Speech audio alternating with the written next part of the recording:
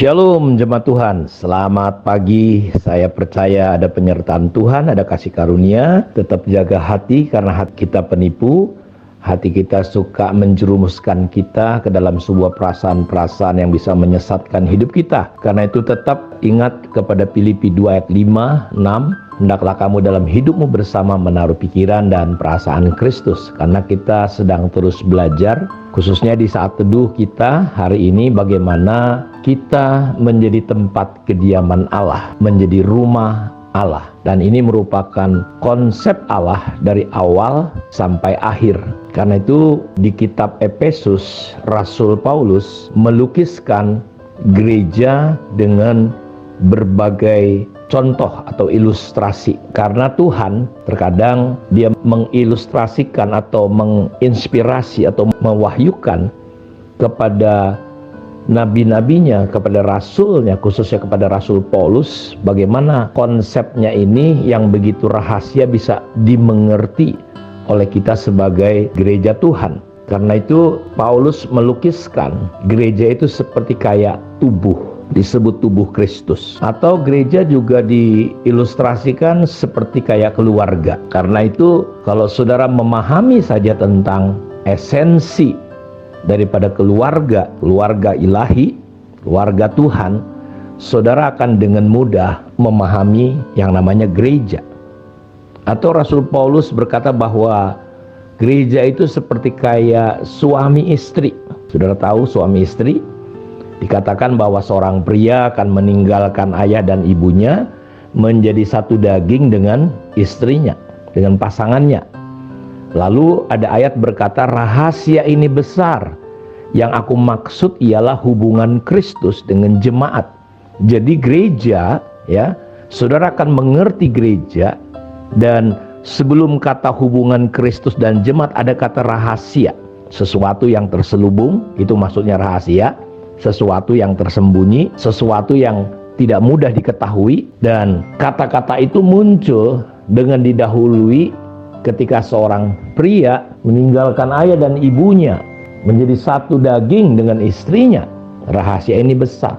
Jadi kalau Anda tidak memahami tentang hubungan suami istri, maka Anda tidak akan pernah memahami tentang yang namanya gereja. Rasul Paulus juga mengumpamakan gereja itu seperti kayak pengantin, ya, antara pasangan pengantin, tunangan. Bahkan kedatangan Kristus kali kedua, dia diumpamakan seperti mempelai pria dan gereja seperti mempelai wanita. Nah, bicara tentang kesucian, bicara tentang kekudusan. Dan dia juga mengumpamakan gereja itu seperti kayak tentara, kayak prajurit. Ya, dia katakan, gunakanlah selengkap senjata Allah sebagaimana prajurit Tuhan. Nah, ini semua tujuannya cuma satu, supaya saudara memahami betul-betul apa itu gereja. Nah, kebetulan kita dalam ibadah sepakat bersama, ya, di Abba Home Church kita sedang membahas gereja sebagai rumah, ya, jemaat sebagai rumah bait Roh Kudus. Nah, ini yang akan kita bahas dalam Efesus 2 ayat 21-22. Di dalam dia tumbuh seluruh bangunan, rapi tersusun, menjadi bait Allah yang kudus di dalam Tuhan. Di dalam dia kamu juga turut dibangunkan menjadi tempat kediaman Allah di dalam roh. Saudara perhatikan, jadi walaupun fisiknya adalah kita melihat kumpulan jemaat-jemaat, orang-orang, pribadi-pribadi, tapi di dalam roh Tuhan memandang kita seperti kayak bangunan. Kita adalah batu-batu yang hidup satu dengan yang lain. Dan ketika kita dihimpun di sebuah kejemaatan, kita itu diilustrasikan bagaikan batu-batu hidup. Ya, saudara secara pribadi adalah bait Allah. Dalam keluarga saudara, saudara harus tahu bahwa keluarga saudara, hubungan suami istri, anak-anak harus jadi tempat kediaman Allah, di mana roh Allah tinggal dan diam. Kita sudah mempelajari banyak sekali tentang rumah Tuhan.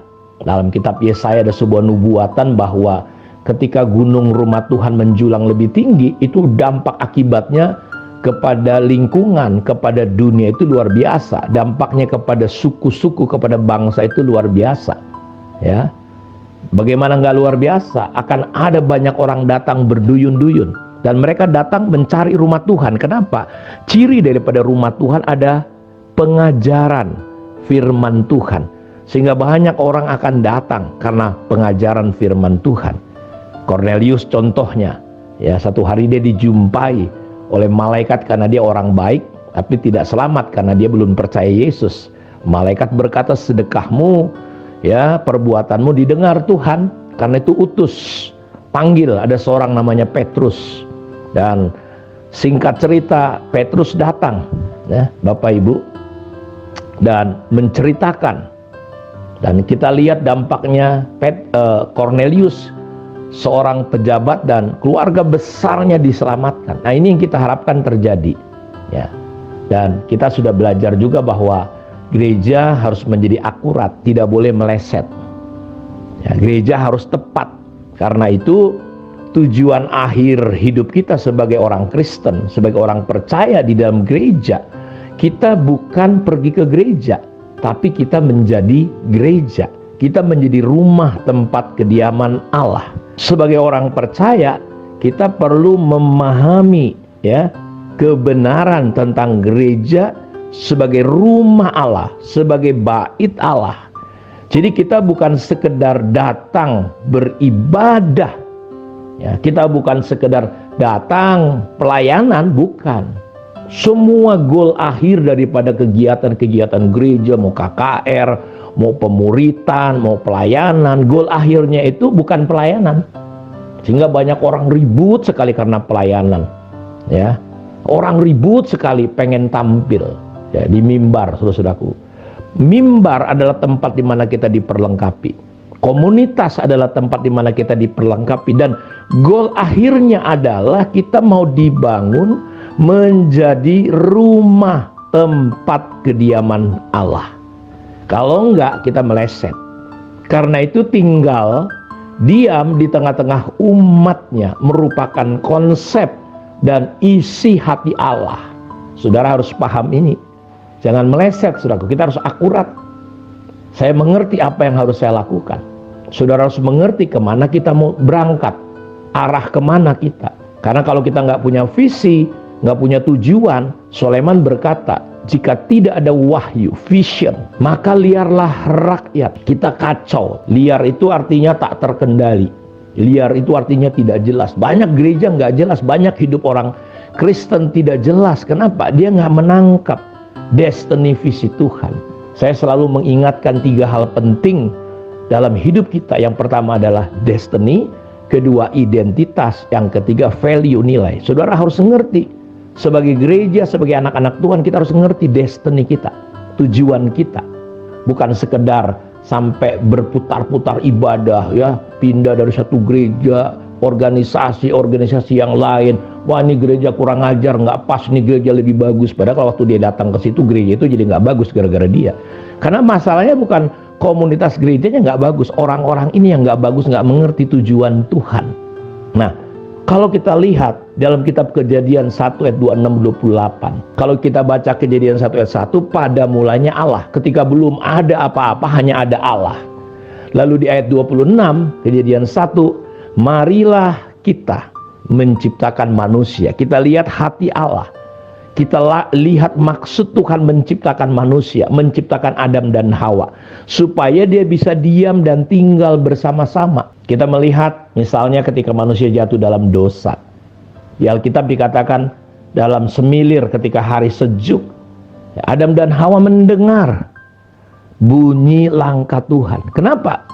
Karena sebelum mereka jatuh dalam dosa, Allah diam dan tinggal di tengah-tengah umat. Bahkan kalau saudara baca dalam kitab Wahyu pasal 21 ayat 3, lalu aku mendengar suara yang nyaring dari takhta itu berkata, lihatlah, kemah Allah ada di tengah-tengah manusia, dan dia akan diam bersama-sama dengan mereka.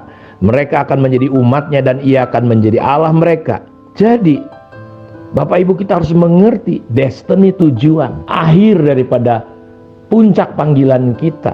Selain menjadi serupa dengan Kristus supaya kita bisa jadi bahan yang baik untuk dipergunakan di tempat kediaman Allah, tapi kita semua harus menangkap bahwa kita mengerti ya, bahwa semua hal yang dilakukan secara rohani dalam gereja lokal kita adalah untuk membuat saudara menjadi tempat kediaman Allah. Pertanyaannya, yang pertama, saudara apakah mengerti tujuan Tuhan dalam hidup saudara? Atau saudara tetap nggak ngerti, saudara cuma jadi orang Kristen, akhirnya saudara menjadi orang yang agamawi. Kristen agamawi, apa yang terjadi? Saudara isinya, saudara menjadi orang-orang yang akan membangun kebenaran diri sendiri. Dalam Roma 10 ayat 1, 2, dan 3, Rasul Paulus berkata, aku dapat beri kesaksian tentang mereka. Mereka ini giat untuk Allah, tetapi tanpa pengertian yang benar. Lihat, banyak orang ikut Tuhan gak punya pengertian yang benar. Apa yang terjadi? Akhirnya mereka membangun kebenaran diri sendiri. Yang pertama, mereka terancam gak selamat. Yang kedua, mereka mengikuti kebenaran sendiri, bangun kebenaran sendiri, ikut Tuhan dengan pikirannya. Kita pasti akan sesat, saudara-saudara. Lalu yang ketiga, mereka menolak. Nah, cilakalah kita, akhirnya kita sulit dibangun menjadi tempat kediaman Allah. Saya berdoa, ini awal kita belajar minggu ini bagaimana kita memahami konsep rumah Tuhan.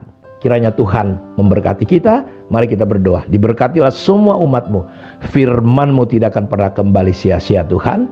Engkau sendiri yang memberkati dan membuka mata hati kami, sehingga kami bisa melihat kebenaran Tuhan yang sungguh luar biasa. Karena kami rindu dibangun menjadi tempat kediaman-Mu. Terpujilah Tuhan.